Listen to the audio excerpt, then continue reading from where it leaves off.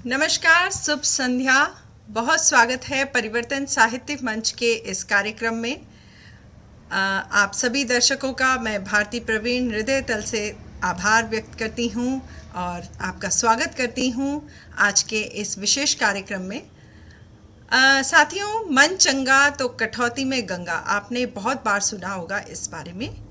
ये कहावत कहाँ से शुरू हुई और कैसे शुरू हुई, इस बारे में किसने इसे शुरू किया या क्यों ऐसा कहा जाता है, आज हम कुछ ऐसे ही विषयों के साथ आपके बीच में उपस्थित हैं।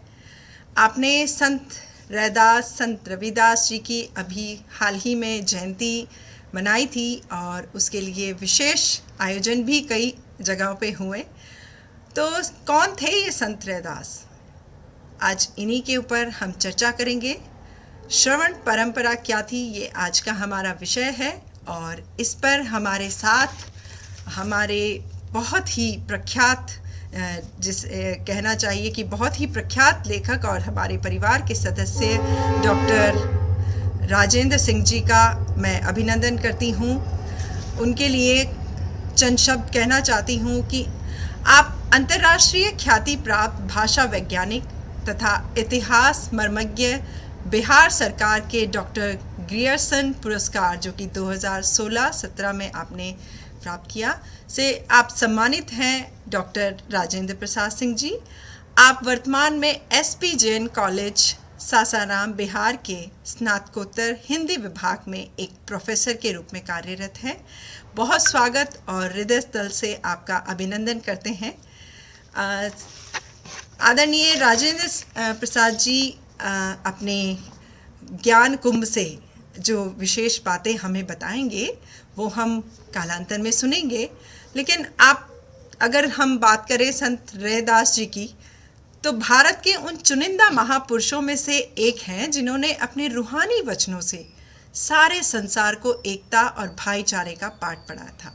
आप सभी जानते हैं कि कबीर के समकालिक ये संत माने जाते हैं। मध्य युगीन काल के संतों में से महत्वपूर्ण स्थान रखने वाले रैदास काशी, जो आज का बनारस है, उसमें जन्मे और भक्ति काल के संत कवि माने जाते हैं।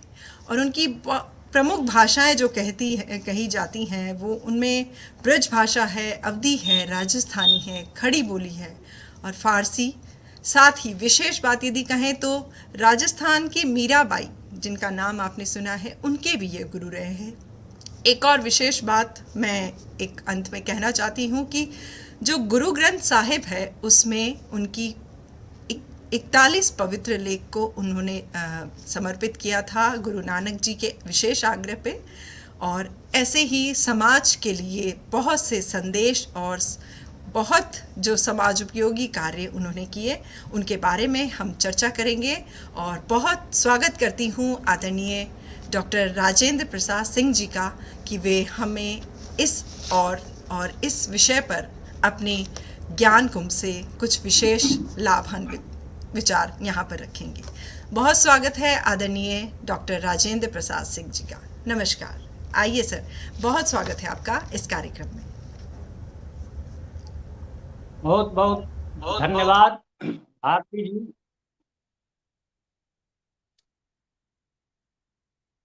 यहूदियों ने ईसा को सूली पर चढ़ा दिया। भारत में इस तरह की घटना नहीं घटी कि किसी संत, महात्मा, फिलोसफर को सूली पर चढ़ाया जाए। एक अलग रास्ता रहा भारत का कि इस तरह के महात्मा, इस तरह के फिलोसफर को सूली पर न चढ़ा करके उनके साथ कथाएं जोड़ दी गई, उन्हें अवतार घोषित कर दिया गया। बस सूली पर चढ़ गए। सूली से भी बड़ा दंड है किसी उच्च कोटि के संत, विद्वान, फिलोसफर को इस तरह से काल्पनिक कथाएं जोड़ करके उसको मटिया मेट कर देना। यहां बुद्ध को अवतार घोषित कर दिया गया, विष्णु का अवतार, कबीर को शुकदेव का अवतार, रैदास को नारद का अवतार। कीजिए, अवतारवाद का विरोध, आप ही को अवतार घोषित कर दिया गया, आपको सूली पर चढ़ा दिया गया।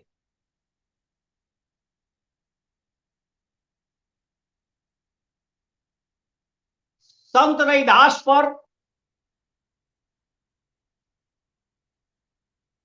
रामायण लिखी गई, संत रैदास पर पुराण लिखा गया। जिन धर्म ग्रंथों का संत रैदास ने विरोध किया,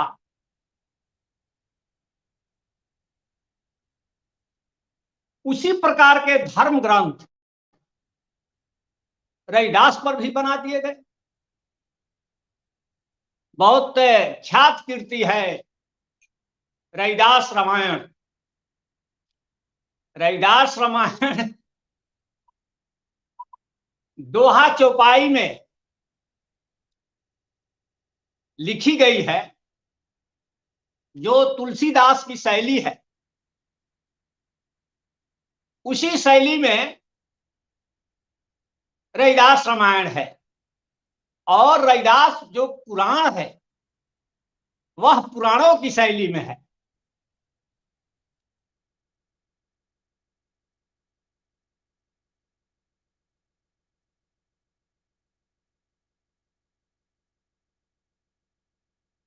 तो इस तरह से संत रैदास को सूली पर चढ़ाया गया। संत रैदास का जब निर्वाण हुआ, उसके 50 साल बाद कथाएं जुड़ने लगी और एक से एक अद्भुत कथाएं जुड़ी रैदास के साथ। इन कथाकारों में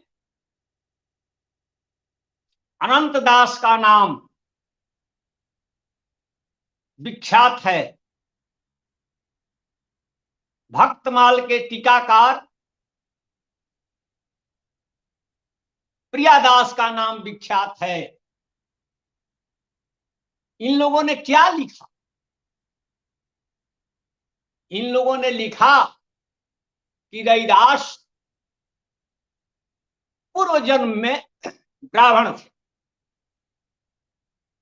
और रामानंद के शिष्य थे। जिन जिन लेखकों ने यह बात बताई कि संत कवि रैदास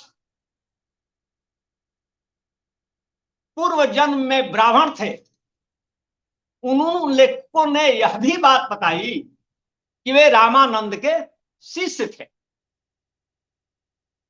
इसका मतलब यह कि ये रामानंदी संप्रदाय की कल्पना है कि संत रैदास पूर्व जन्म में ब्राह्मण थे। अब कथाएं इसमें अनेक प्रकार की हैं। अनंत दास ने लिख दिया कि ये ब्राह्मण थे, पूर्व जन्म में मांस खाए तो दंड स्वरूप उनको अगले जन्म में चमार के घर पैदा लेना हुआ। यही बात प्रियादास ने भक्तमाल की टीका में लिखी, पूर्व जन्म में ब्राह्मण थे और चमारी माता का दूध नहीं पिए।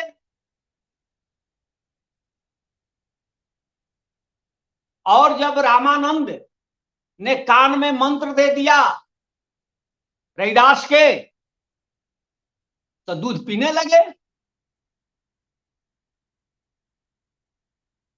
अरे भाई, माँ माँ है, इसमें माँ छूत अछूत नहीं होती है कि वो अपनी अछूत माँ का दूध ही नहीं पिए। एक दिन का बच्चा नकार दे, यह संभव है? और बीच में रामानंद 8 टपक पड़ते हैं हर बार। तो इस तरह की कथाएं जोड़ दी गई और रैदास को ईसा मसीह की तरह कथाओं के माध्यम से, अवतारवाद के माध्यम से सूली पर चढ़ा दिया।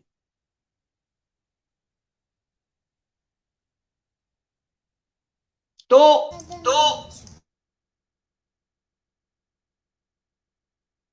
रैदास की चर्चा पुराणों में भी है। बहुत विख्यात 18 पुराणों में से एक विख्यात पुराण है भविष्य पुराण। भविष्य पुराण में संत रैदास की उत्पत्ति की कथा है। उसमें क्या है कि धरती पर राहु केतु शनि का जब प्रकोप बढ़ा तो सूरज देवता ने अपने 2 पुत्रों को धरती पर भेजा। यह भविष्य पुराण में लिखा है। पहले पुत्र थे सदना कसाई, जो कसाई के घर पैदा हुए, और सूरज देव के दूसरे पुत्र रैदास हुए, जो चमार के घर पैदा हुए। इस प्रकार भविष्य पुराण में रैदास को सूर्यवंशी बता दिया गया, सूर्य के पुत्र, दूसरे पुत्र।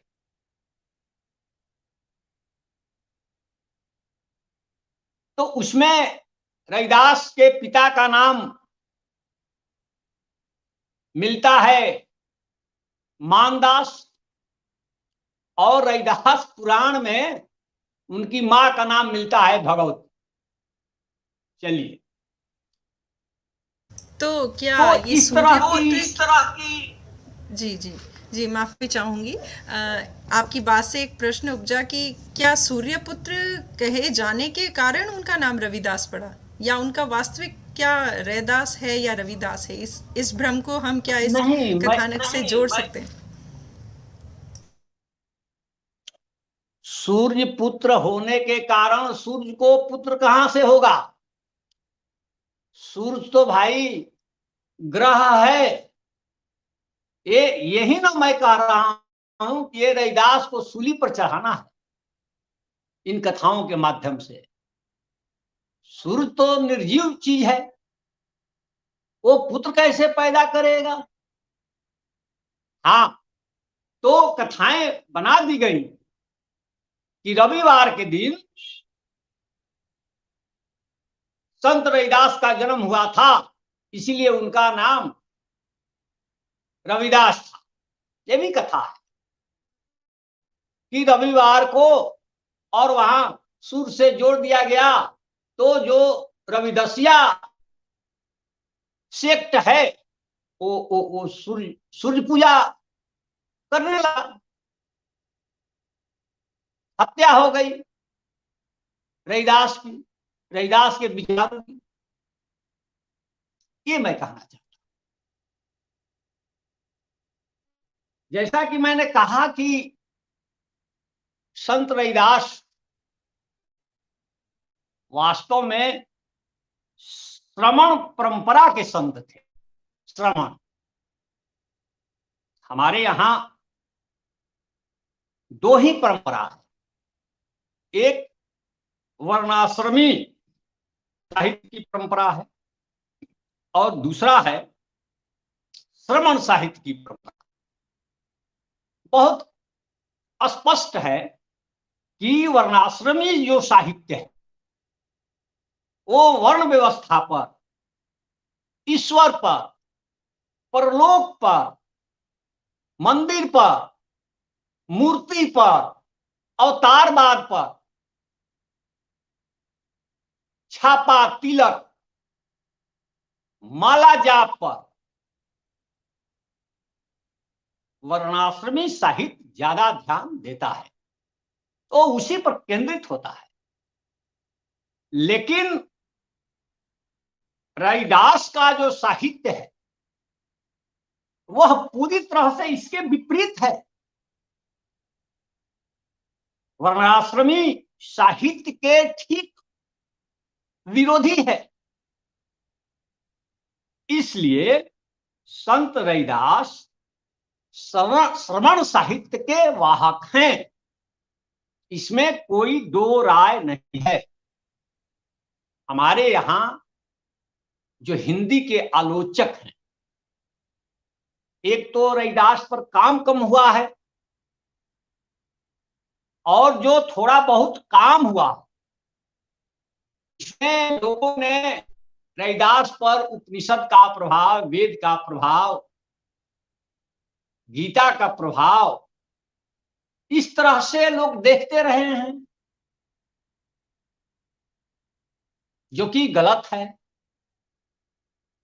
क्योंकि इसके एंटी में रैदास का साहित्य है। इसलिए मैं कहता हूं कि वह श्रमण साहित्य के वाहक थे।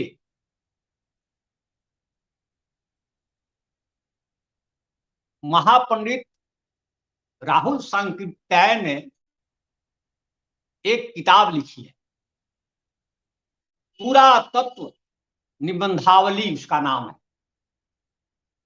पुरातत्व निबंधावली में राहुल सांकृत्याय ने दर्ज किया है कि कबीर और संत रैदास 84 सीधों के टकसाल के सिक्के हैं। मतलब कि कबीर और रैदास सीधों और नाथों की जो परंपरा रही है उसी की अगली कड़ी है। ये सारे आलोचक मानते हैं, लेकिन यह नहीं कहते हैं कि ये बुद्धिस्ट परंपरा है। सीधों की 84 सीधों की परंपरा, 9 नाथों की परंपरा और पूरी संत परंपरा, ये उत्तर बुद्धिस्ट परंपरा है, ये श्रमण साहित्य की परंपरा है। बाद में 1960 के दशक में एक आगरा विश्वविद्यालय से विद्यावती मालविका ने शोध किया है, हिंदी संत साहित्य पर बौद्ध धर्म का प्रभाव। पूरी मोटी किताब है, उसमें संत साहित्य पर जो बौद्ध धर्म का प्रभाव है उसको देखा गया है, कबीर पर, रैदास पर, दादू पर। उसी 60 के दशक में एक और किताब आई थी सरला तिरुनायत की। उस किताब का नाम है हिंदी के मध्यकालीन साहित्य पर बौद्ध धर्म का प्रभाव। इन दोनों किताबों को पढ़ने से आपको स्पष्ट होगा कि मेडिवल साहित्य पर, हिंदी लिटरेचर पर या संत साहित्य पर बौद्ध धर्म का कितना गहरा प्रभाव था। दरअसल ये थेसिस अभी इनकम्प्लीट है, प्रभाव नहीं है।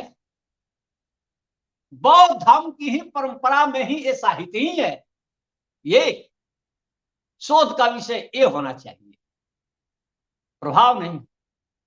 ये पूरी तरह से श्रवण साहित्य है। एक दो कविता से मैं इसको स्पष्ट कर दूं। रैदास ने, अब यहीं पर एक और बात मैं बता दूं कि संत रैदास पर जो शुरुआती टिप्पणी मिलती है वो यह है कि अग्रदास के शिष्य नाभादास ने भक्तमाल 1585 ईस्वी के आसपास लिखी हुई किताब है। उसमें 200 भक्तों का चरित्र चित्रण है। उसमें एक भक्त रैदास भी है, उन पर एक छप्पय है, छप्पय छंद है। तो उस छप्पय को पढ़ने से स्पष्ट होगा कि उसमें रैदास की दो खासियत बताई गई है 1585 में। पहली खासियत कि वो वर्ण व्यवस्था, वर्णाश्रम के खिलाफ थे। दूसरी बात बताई गई है कि वे सदाचार पर बल देते थे। सदाचार पर बल एंशिएंट हिस्ट्री में गौतम बुद्ध ने दिया, सम्राट अशोक ने दिया, और इधर कबीर और रैदास ने दिया सदाचार पर बल। तो ये मैं बात बोल रहा हूं जो हिंदी साहित्य का पहला इतिहास लिखा गया था फ्रेंच भाषा में, पेरिस में, गर्सा द तौसी ने लिखी 1839 ईस्वी में। तो 1839 ईस्वी में गर्सा द तौसी ने जो फ्रेंच भाषा में पेरिस में बैठकर जो हिंदी साहित्य का इतिहास लिखा है उसमें रैदास के बारे में 5 पन्ना है। फ्रेंच से उसका हिंदी में अनुवाद इलाहाबाद यूनिवर्सिटी में एक प्रोफेसर थे, उनका नाम था डॉक्टर लक्ष्मी सागर वार्ष्णेय। उन्होंने ही 1953 ईस्वी में गर्सा द तौसी के हिंदी साहित्य का इतिहास का हिंदी में अनुवाद किया। तो रैदास पर जो छप्पय है भक्तमाल में, उस पर लक्ष्मी सागर वार्ष्णेय ने एक टिप्पणी दी है। वो किताब मेरे पास है, अगर पाठकों को जरूरत पड़ेगा तो मैं दिखा सकता हूं। उसमें डॉक्टर 1953 ईस्वी में डॉक्टर लक्ष्मी सागर वार्ष्णेय ने रैदास पर जो टिप्पणी की है उस अनुवाद करते समय उन्होंने ये कहा है कि कबीर और रैदास शाक्य मुनि बुद्ध के सिद्धांतों पर चलने वाले संत थे। यह टिप्पणी है। अगर वो किताब किसी के पास है तो इसको आप देख सकते हैं। तो 5 पन्ना गर्सा द तौसी ने रैदास पर लिखा है। बीच में उसके बाद 1883 ईस्वी में शिव सिंह सेंगर ने शिव सिंह सरोज लिखा, जिसमें 1003 कवियों का वर्णन है। गर्सा द तौसी के बाद शिव सिंह सेंगर इंस्पेक्टर थे। वो बहुत मोटी किताब है, तो उसमें 1003 कवियों के बारे में है लिखा हुआ। मैं कल ही देख रहा था शिव सिंह सेंगर का वो शिव सिंह सरोज, जो 1883 ईस्वी में वो ग्रंथ लिखा गया था। तो उसमें देखे कि रैदास के बारे में कोई जानकारी नहीं, रैदास छूट गए। 1003 कवियों में रैदास छूट गए, दुखद। इसके बाद डॉक्टर ग्रियर्सन ने हिंदी साहित्य का इतिहास लिखा। 1888 ईस्वी में पहली बार वो प्रकाशित हुआ। मैंने डॉक्टर ग्रियर्सन चूंकि आईएएस थे, गया में डीएम थे, उधर मधुबनी में एसडीओ थे, तो उनकी किताब भी मेरे पास है। मैं देखने लगा कि रैदास पर डॉक्टर ग्रियर्सन ने क्या लिखा है। दुखद कि ग्रियर्सन के हिंदी साहित्य के इतिहास में कुल मिलाकर के 951 कवि हैं, और उन 951 कवि में रैदास गायब है। तो मैंने रामचंद्र शुक्ल का इतिहास पढ़ा कि रामचंद्र शुक्ल क्या कहते हैं रैदास के बारे में। तो आचार्य रामचंद्र शुक्ल का जो इतिहास ग्रंथ है वो 1929 में प्रकाशित हुआ। रामचंद्र शुक्ल ने तुलसीदास पर 16 पन्ना लिखा और रैदास पर 1 पन्ना। चलिए कोई बात नहीं, आचार्य रामचंद्र शुक्ल ने यदि तुलसीदास पर 16 पन्ना लिख दिए और रैदास पर 1 पन्ना, कोई बात नहीं। लेकिन जब हम नाम पढ़ने लगे तो देखे कि रामचंद्र शुक्ल का जो हिंदी साहित्य का इतिहास में है उसमें 2 प्रकार के कवि हैं। 2 प्रकार के कवि हैं। एक प्रकार के कवि वे हैं जिसके नाम के साथ जी लगा हुआ है, और दूसरे प्रकार के कवि वे हैं जिनके नाम के साथ जी नहीं लगा है। आइए देखते हैं। तो देखे कि रामानंद जी,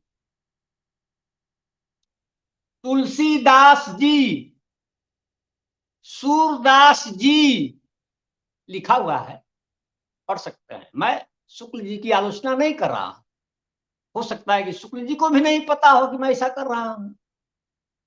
लिखा शुक्ल जी ने, मोटे अक्षरों में लिखा, रामानंद जी, तुलसीदास जी, सूरदास जी, और इधर जब गए उसके पहले तो देखे कि लिखा है रैदास, कबीर, दादू। लीजिए, इसमें से जी गायब है, उसमें जी है। तो ये अनजाने ही हो सकता है कि हुआ हो। इसी को रैदास ने बताया कि जाति है कि जाति नहीं। आजकल फेसबुक पर जो आप देख रहे हैं धड़ल्ले से लिखा जा रहा है कि जाति है कि जाति नहीं, तो उसके प्रेरणा स्रोत कौन थे? रैदास थे। रैदास ने ही पहली बार लिखी है कि जाति है कि जाति नहीं। ये जाति जाति में जाति है, जो के तन के पास रैदास मनुष्य न जुड़ सके तब तक जाति न जात। यही से फेसबुक पर चल रहा है, जब तक जाति न जात। लेकिन रैदास को सूक्ष्म दृष्टि से कोई देख नहीं रहा, ठीक से उसका संपादन नहीं हो रहा, कोई महत्वपूर्ण काम नहीं हो रहा है। इसीलिए ये पंक्ति जो है संपादन की मांग करती है। इसमें कमी है, इसमें अशुद्धि है। आइए देखते हैं उसको। जैसे है कि जाति जाति में जात है, माने एगो जात, फिर उसी में 2 गो और जात, फिर उसी में 5 गो और जात। इसी को हजारी प्रसाद द्विवेदी ने लिखा है कि भारत है भाई, भारत में हर नीची जाति अपने से भी नीची एक जाति खोज लेती है। अब वो जो नीची जाति है वो अपने से भी नीची जाति खोज लेती है। वो जो है वो अपने से भी नीची जाति का अंत ही नहीं होता है। तो वहीं ये रैदास कहते हैं कि जाति जाति में जाति है, ज्यों केतन के पात नहीं। यही गड़बड़ी हो जाती है, ज्यों केलन के पात। जैसे केले के पत्ता तो आप केला का जो थंब है उसको छिलते रहिए, वो छिलाते जाएगा और अंत में कुछ नहीं मिलेगा। एक लेयर के बाद दूसरा लेयर, उसके नीचे तीसरा लेयर, उसके नीचे चौथा लेयर, तो यहां केतन नहीं होकर के केलन होगा। कारण कि अभी तक केतन का अर्थ का जो सेंस होता है, ध्वज वगैरह, उसका यहां कोई सेंस नहीं है। तो मैं ये कह रहा था कि ये जो रैदास थे वो श्रमण परंपरा के कवि थे। कैसे? आइए इसको क्लियर जरा करते हैं। क्या है भाई? बुद्ध का जो सिद्धांत था, जो श्रमण सिद्धांत है, ओ डीडी कोसंबी ने अपने इतिहास में लिखा है कि श्रमण शब्द श्रम से बना। ये मेरी कोई मौलिक स्थापना नहीं है, ये डीडी कोसंबी ने और राजकमल से किताब छपी है, उसमें ये टिप्पणी है कि श्रमण शब्द श्रम से बना है। तो श्रम पर कविता है रैदास की, रैदास श्रम कर खाइए जौलो पार बसाए। जब तक आपके हाथ पैर ठीक हैं तो श्रम कर करके खाइए, ये श्रमण परंपरा है। हाथ पैर जब काम कर रहा है, आंख मुंह सब काम कर रहा है, तो श्रम कीजिए। मांग के याचक वृत्ति को छोड़िए तब, जब तक आप सक्षम हैं। ये श्रमण परंपरा है। श्रमण परंपरा कर्म प्रधान है, कर्म प्रधान है। और वर्णाश्रमी साहित्य जो है वो भाग्य प्रधान है। ये दोनों में फर्क है। तो रैदास ने क्या लिखा है?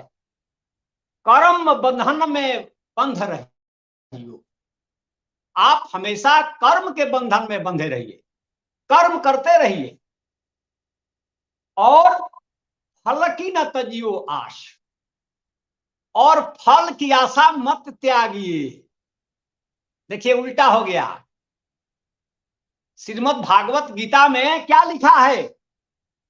कर्मण्येवाधिकारस्ते मा फलेषु कदाचन। मतलब कर्म करो, फल की इच्छा मत करो। जी, तो जी, कर्म आप कीजिएगा, आप फल की इच्छा ही नहीं कीजिएगा तो फल खाने वाला कोई दूसरा होगा। यह एक चीटिंग है। दूसरे के फल को हड़पने का ये औजार है कि आप कर्म कीजिए और फल को छोड़ दीजिए, चाहे जो भी खा ले। नहीं, तो रैदास कहते हैं कि कर्म बंधन में बंध रहियो। जी, मैं बीच में कर्म माफी चाहूंगी, बंधन में कहा जाता है अनादिकाल से श्रवण परंपरा चली आ रही है भारतवर्ष में। तो क्या माना जाए फिर? जो गीता का उपदेश है उसे हम श्रवण परंपरा के अंतर्गत कहें, या फिर जो आप अभी तथ्यात्मक बात बता रहे हैं, तो ये जो श्रवण परंपरा है इसे प्राचीन काल से या अनादिकाल से भारत की परंपरा कहा जाता है। इस विषय में कुछ कहना चाहेंगे सर? हाँ, उसी विषय पर मैं बोल रहा हूं कि श्रवण परंपरा कर्म प्रधान है और जो वर्णाश्रम परंपरा है वो फल प्रधान है। तो रैदास का जो साहित्य है, उनका जो चिंतन है, उनका जो दर्शन है, वो कर्म प्रधान है। इसीलिए वो कहते हैं कि कर्म बंधन में बंध रहियो, फल की न तजियो आश। कर्म के बंधन में आप बंधे रहिए, कर्म करते रहिए, और फल की आशा को नहीं त्यागना है। फल की न तजियो आश, फल की आशा को त्यागना नहीं है। जबकि गीता कहता है मां फलेषु कदाचन, माने कभी भी फल की इच्छा मत कीजिए। तो जब फल की इच्छा ही नहीं करेगा तो काम क्यों करेगा भाई? उल्टी बात। आप देखिए होशियारी कि रविदास ने लिखा कि कर्म बंधन में बंध रहियो। आप तो बहुत सारे संपादकों ने यहां एक थोड़ी सी सावधानी की। क्या लिख दिए कि रैदास ने कहा कि फल की न तजियो आठ, फल की आशा मत त्यागो, लेकिन अनेक संपादकों ने ना को हटा दिया और संपादित कर दिया है, लिख दिया है कि फल की तजियो आस, फल की आशा त्याग दो। एक ना को हटाने से पूरा अर्थ बदल जाता है, अनर्थ हो जाता है। और बहुत सारे संपादकों ने, आलोचकों ने ना को ही हटा दिया, गला काट लिया आपने रैदास का, रैदास को आपने सूली पर चढ़ा दिया। ये आप देखते हैं कि तुलसीदास ने रैदास का नाम नहीं लिया है, तुलसीदास ने रैदास का नाम नहीं लिया है, रैदास का नाम पलटू साहब ने लिया है, रैदास का नाम मीराबाई ने लिया है, लेकिन तुलसीदास ने नहीं लिया। जबकि पूरा रामचरितमानस रैदास की श्रवण परंपरा की काट में ही लिखा गया है। एक मैं दोहा बोल रहा हूं रामचरितमानस का, बहुत चर्चित है कि पूजहि विप्र सकल गुणहीना, शूद्र न पूजहु वेद प्रवीणा। तो यह जो दोहा है यह रैदास को काउंटर कर रहा है, रैदास के उस दोहे का काउंटर कर रहा है कि रैदास बाभन मत पूजिए जो होवे गुणहीन, पूजिए चरण चंडाल के जो हो गुण प्रवीण। तो रैदास का यह जो दोहा है, इसके उत्तर में, इसके काउंटर में ही तुलसीदास ने पूजहि विप्र सकल गुणहीना लिखा है। मतलब कि तुलसीदास रैदास से वाकिफ थे, लेकिन उन्होंने संज्ञान में नहीं लिया रैदास का, रैदास को संज्ञान में नहीं लिया, इसलिए कि रैदास हाईलाइटेड हो जाएंगे। वरना वो जो सिखों का गुरु ग्रंथ साहब है, उसमें बड़े सम्मान के साथ रैदास के 40-41 शब्दों को रखा गया है। सबसे ज्यादा उसमें कबीर को रखा गया है, 200 से ज्यादा शब्द कबीर के हैं, और फिर नामदेव के, और तीसरे पर रैदास हैं। लेकिन गुरु ग्रंथ साहब में तुलसीदास नहीं है, चूंकि गुरु ग्रंथ साहब जो है वो श्रवण परंपरा का कलेक्शन है, तुलसीदास श्रवण परंपरा में नहीं है, इसीलिए तुलसीदास वहां नहीं है।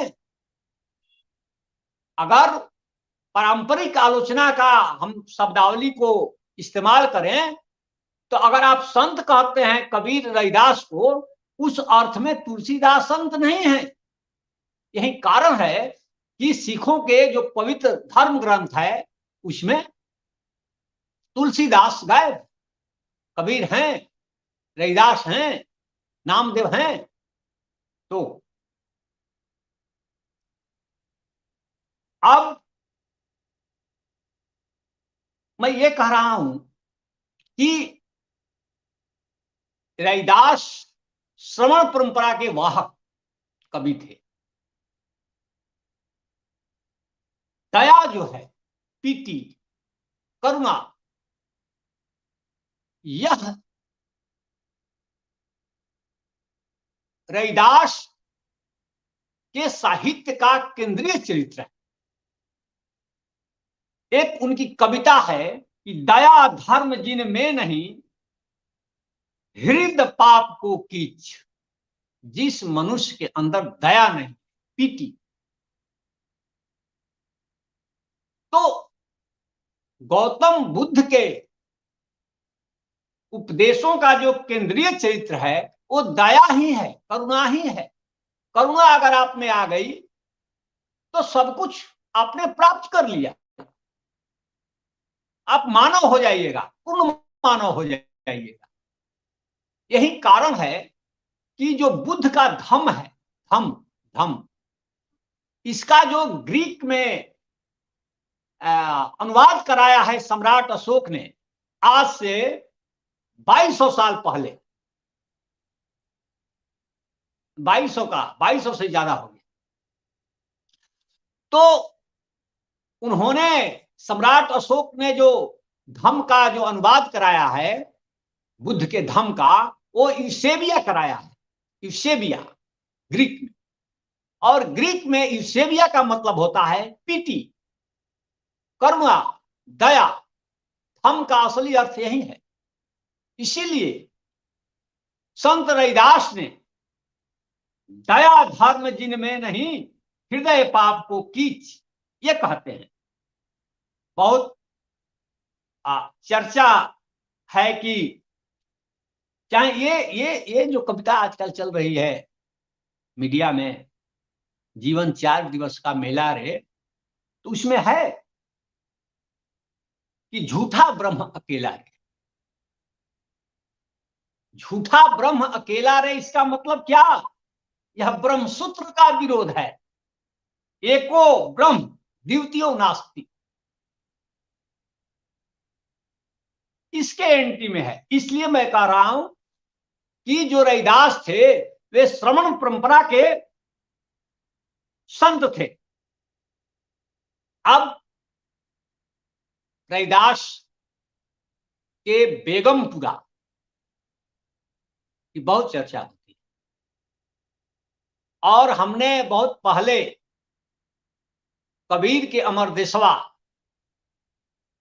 रविदास के बेगमपुर और तुलसी का रामराज, ये तीनों की अलग अलग परिकल्पना थी। तो अमरदेशवा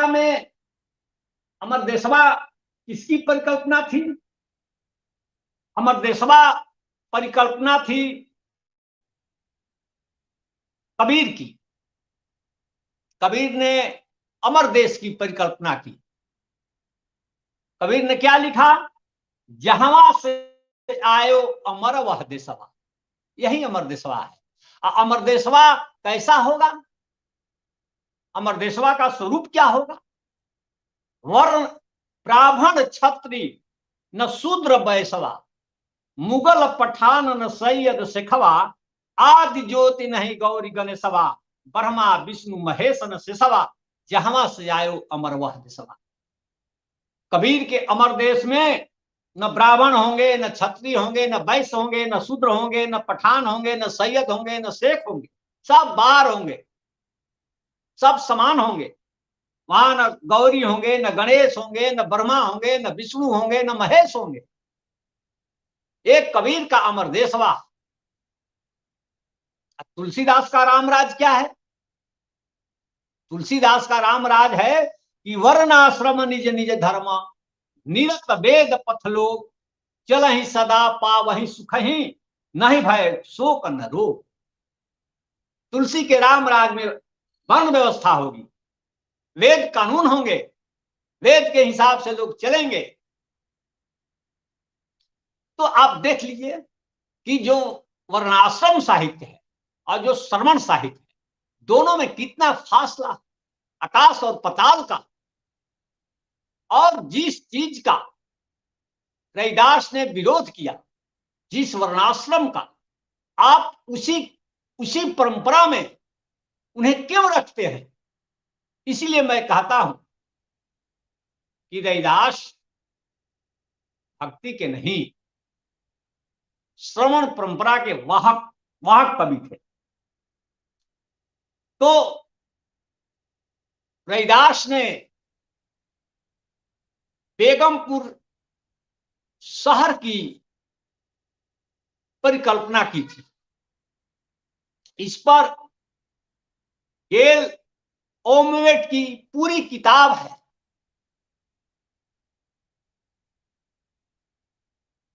सीकिंग बेगमपुरा अंग्रेजी में, बेगमपुरा की खोज गेल ओमवेट, उसमें जो संत रैदास की जो परिकल्पना थी बेगमपुरा की, उसकी उन्होंने खोज की है। तो रैदास का जो बेगमपुरा शहर है, अद्भुत शहर है। टॉमस मूर से पहले, टॉमस मूर ने रैदास के बाद यूटोपिया की परिकल्पना की थी। टॉमस मूर से पहले रैदास ने परिकल्पना की थी बेगमपुरा की। वो बेगमपुरा कैसा होगा रैदास का? वहां दोयम दर्जे का कोई नागरिक नहीं होगा, कोई भारी टैक्सेशन नहीं होगा, वहां ऊंच नीच का भेद नहीं होगा, सब लोग बिना गम के रहेंगे। लाइफ विदाउट सोरो। अशोक राज, अशोक राज, न हो शोक जिसमें, वही है बेगमपुरा। लेकिन बेगमपुरा शहर की परिकल्पना रैदास ने की थी। अब कबीर ने बेगमपुरा देश की परिकल्पना की थी। इसकी चर्चा लोग छोड़ देते हैं। रैदास ने लिखा कि बेगमपुरा शहर को नाऊ, बेगमपुरा शहर को नाऊ, बेगमपुरा उस शहर का नाम है। लेकिन कबीर ने भी बेगमपुर की परिकल्पना की है। कबीर ने क्या लिखा?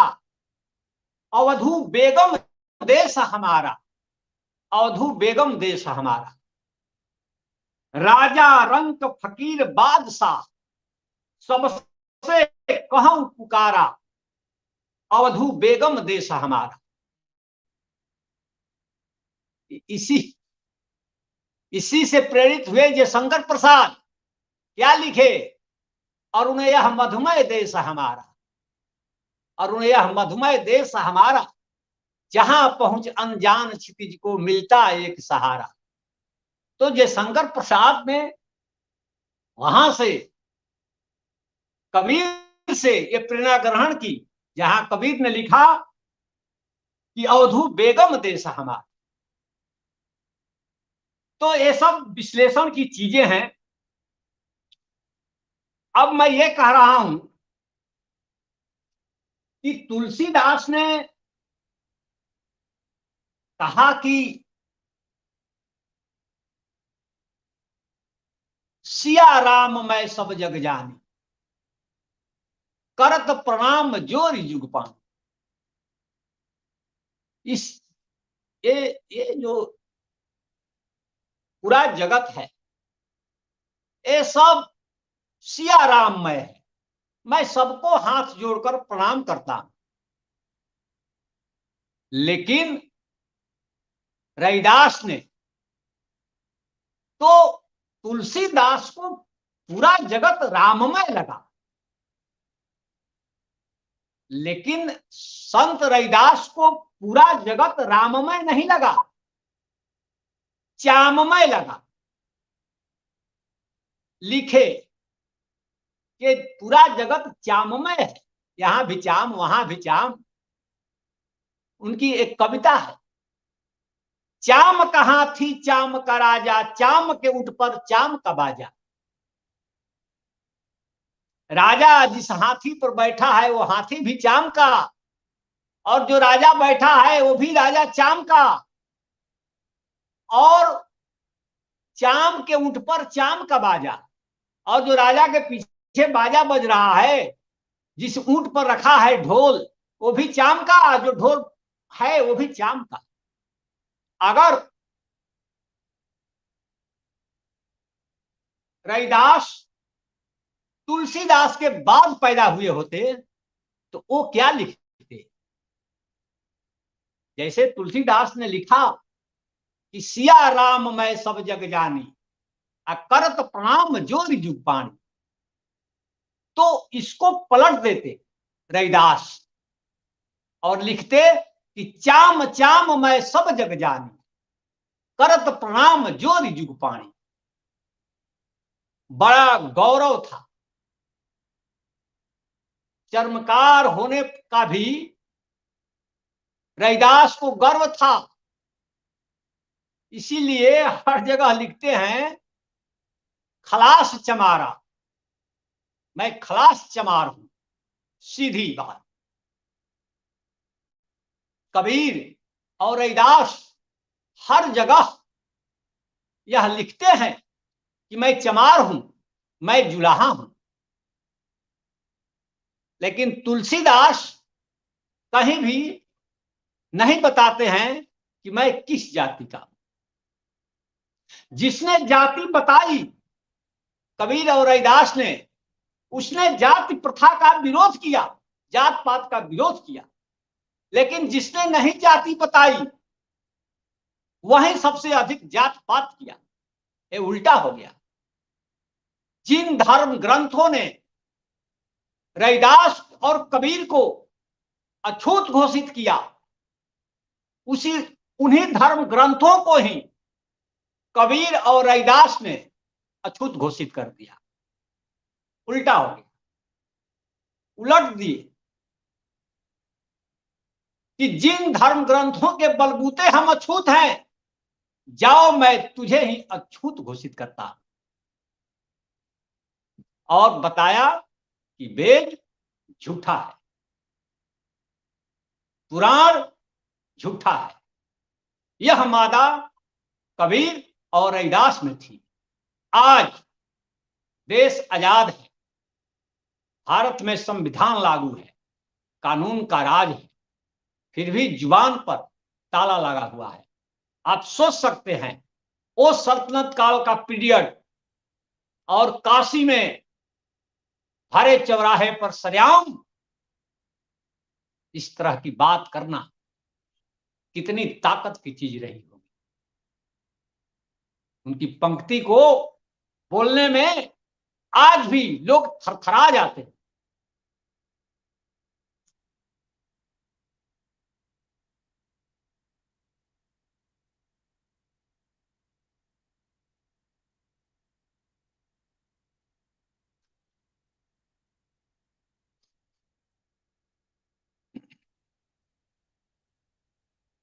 तो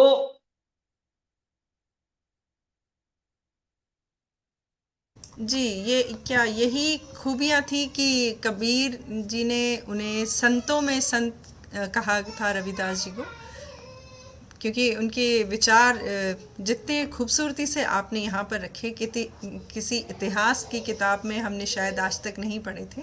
बहुत खूबसूरती से आपने इसे रखा और कहा भी है रविदास जी ने, तो जो आप बात कह रहे हैं कि ईश्वर ने मनुष्य को बनाया है, मनुष्य ने ईश्वर को नहीं बनाया, तो बहुत खूबसूरत।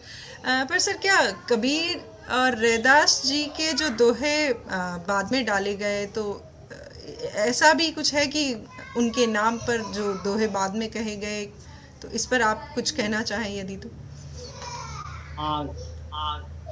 समय चूंकि कम है, बहुत सारे जाली दोहे कबीर पर बनाए गए, रविदास पर बनाए। मैंने तो कबीर के नाम पर सुना कि खैनी को थुकनी को खैनी कहे, दूध को कहे खोया। जिसे तुम थूकते हो उसे खैनी कहते हो, माने खा लिए, और थूकते हो तंबाकू। लेकिन खैनी या टोबैको तो कबीर के जमाने में थी नहीं। फिर कबीर के दोहे में इस तरह के शब्दों का इस्तेमाल कैसे होगा? होगा नहीं होगा। तो मैं एक आध बात और कह करके अपनी बात मैं समाप्त करना चाहूंगा, चूंकि समय अब नहीं है।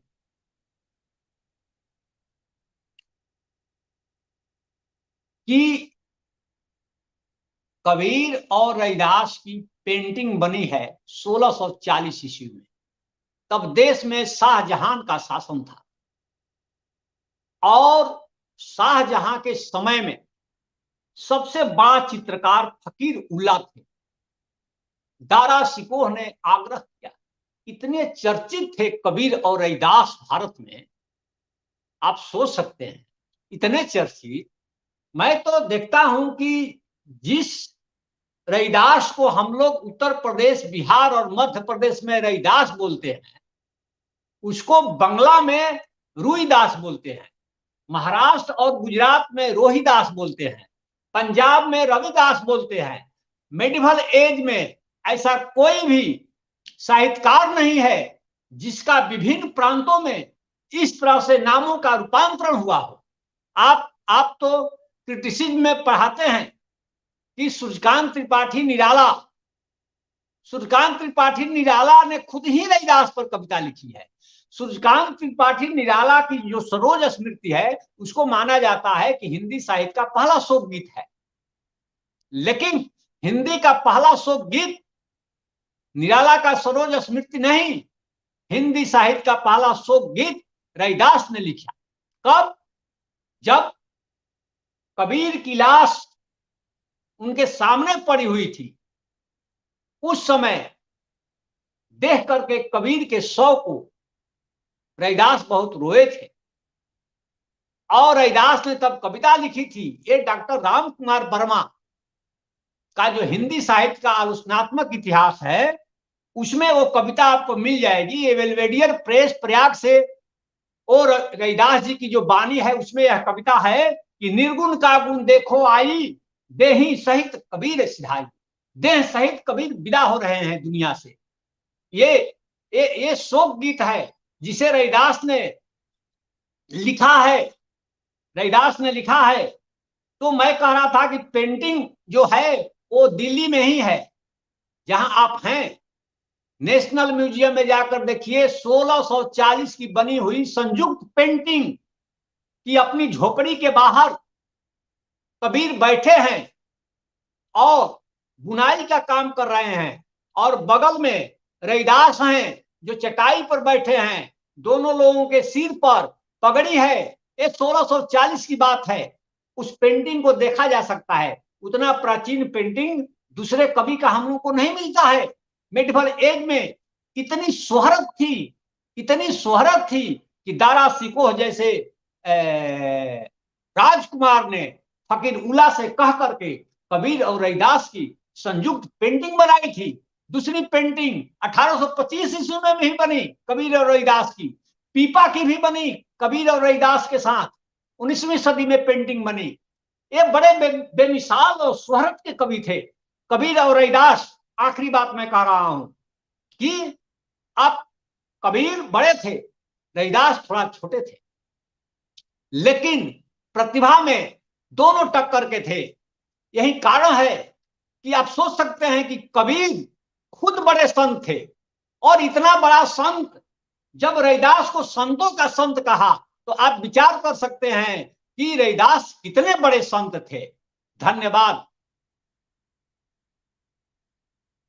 बहुत खूब जानकारी आदरणीय, क्योंकि ये कई ऐसे तथ्य हैं जिनकी भ्रांतियां थी और किंवदंतियां थी, लेकिन उनके पीछे का जो मूल कारण है वो क्या था ये आज हमें पता चला। और हमारे कई दर्शक इस बात से सहमत हैं कि जैसा कि हीरा लाल जी कह रहे हैं कि अद्भुत ऐतिहासिक जानकारी, आप जैसे भाषा के विद्वान ही हमें अंधकार से प्रकाश की ओर ले जा रहे हैं। बहुत बहुत धन्यवाद हीरा जी आपको। और चूँकि दर्शक बहुत रुचि से, बहुत मन से आपको सुन रहे थे और उनके मन में और भी कई प्रश्न थे। कालांतर में सर यदि मैसेज देखेंगे, आपके संदेशों को देखेंगे तो निश्चित रूप से वो जवाब देंगे, लेकिन समय की अपनी सीमा होती है। इसलिए चूँकि सर को सुनना बहुत ही एक कर्णप्रिय होता जा रहा था और साथ ही उन भ्रांतियों को दूर करने वाले तथ्यात्मक चीज़ों का हमें पता चला जो हम गलत दिशा में सोचते थे या क्या उनके पीछे मूल कारण रहे। तो ये बहुत खूबसूरत आज की वार्ता थी। बहुत लोगों का विचार था कि मीरा जी के साथ जो उनका गुरु शिष्य का संबंध था वो किस प्रकार बना, और ऐसे कई तथ्य हैं। तो फिर कभी हम बिल्कुल आदरणीय सर को पुनः आमंत्रित करेंगे और इस विषय को जारी रखेंगे, क्योंकि ये बहुत ही रुचिकर विषय है और इतिहास में आखिरी लाइन में बोल दूं जी जी भारती मैडम जी, स्वागत है। कि अगर रविदास की एक भी कविता नहीं मिलती इस धरती पर, तो केवल मीराबाई की यह पंक्ति मिल जाती कि गुरु के रूप में हमको रविदास मिले हैं। मीराबाई की यह पंक्ति ही रविदास का जो पर्सनालिटी था उसको बताने के लिए काफी है। धन्यवाद जी, धन्यवाद। निश्चित रूप से क्योंकि संतों में संत यदि कबीरदास जी ने उन्हें उपाधि दी है, जैसा कि आपने पूर्ण रूप से उसका विस्तार रूप बताया कि क्यों ऐसा किया गया, जबकि वो स्वयं अपने आप में एक नाम थे जिनका उल्लेख करना भी बहुत मुख्य बात होती है। लेकिन उन्होंने रविदास जी को, संत रैदास जी को संतों में संत कहा है, तो ये बहुत बड़ी बात थी। और कुछ तो बात थी कि नामो निशान मिटाए नहीं जाता। तो बहुत खूबसूरत आज का व्याख्यान रहा, और आदरणीय सर की जो जानकारियां हैं वो निश्चित रूप से अद्भुत हैं और हमारे अंधकार में इस ज्ञान को प्रकाशमान किया। इसके लिए आपका बहुत बहुत आभार प्रकट करती हूँ और उम्मीद करती हूँ कि भविष्य में हम जल्द ही इस कार्यक्रम के माध्यम से, इस पटल के माध्यम से और ऐसे कई तथ्यों को उजागर करेंगे आदरणीय राजेंद्र सिंह सर के माध्यम से, क्योंकि ऐसे विद्वजन बहुत मुश्किल से मिलते हैं। और चूँकि व्हाट्सएप यूनिवर्सिटी और फेसबुक यूनिवर्सिटी में जो ज्ञान आप देखते हैं वो कोरा मूर्खों का ज्ञान कह सकते हैं। तो ऐसे में इस तरह के जो प्रकाशवान जैसे विद्वजन हमारे बीच आते हैं, इनकी प्रकाश में, इनके तेज को, इनके इस ज्ञान को हमें ग्रहण करना एक प्रसाद स्वरूप है, एक आशीर्वाद स्वरूप है। इसके लिए आपका बहुत बहुत बहुत आभार प्रकट करती हूँ, बहुत धन्यवाद करती हूँ कि आपने इतने अमूल्य समय में से जो ये 1 घंटा इस कार्यक्रम में के माध्यम से हमारे ज्ञान चक्षुओं को खोला है। इसके लिए आपके हम सदैव आभारी रहेंगे, और बहुत खूबसूरती से आपने उन तथ्यों का उल्लेख किया है। बहुत बहुत धन्यवाद आदरणीय। और सभी दर्शकों का मैं पुनः धन्यवाद करती हूँ, और निश्चित रूप से आप इन सब बातों से सहमत हुए होंगे और हमारे आगे कार्यक्रमों में जुड़े रहेंगे। आपकी विशेष टिप्पणियों के लिए आप सभी दर्शकों का बहुत धन्यवाद, हार्दिक अभिनंदन। शुभ संध्या।